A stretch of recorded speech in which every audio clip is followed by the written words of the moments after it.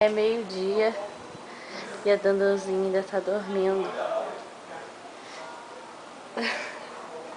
Acabou de acordar.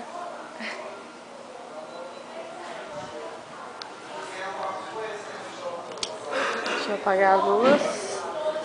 Vamos ver se tem mais alguém dormindo. Não tem ninguém aqui, ó.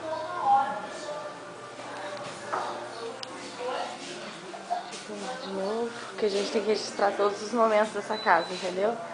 Ah, tá embaçado. Deve ter entrado água, não. Registra eu e Guia fazendo a desintoxicação. A desintoxicação diária. Preparar, conter. A única coisa que tem nessa casa é cerveja, cara.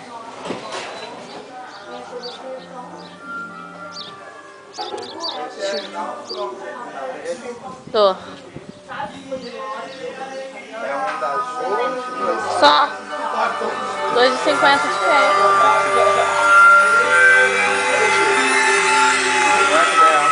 Hã?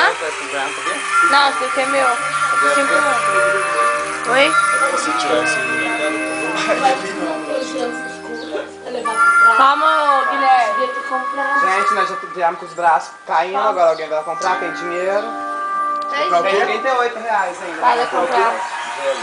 Vai lá comprar. Vai lá comprar. Exato, eu sei que Top, por que não? Oh não! Ele já muito no Corinthians! Não sabe.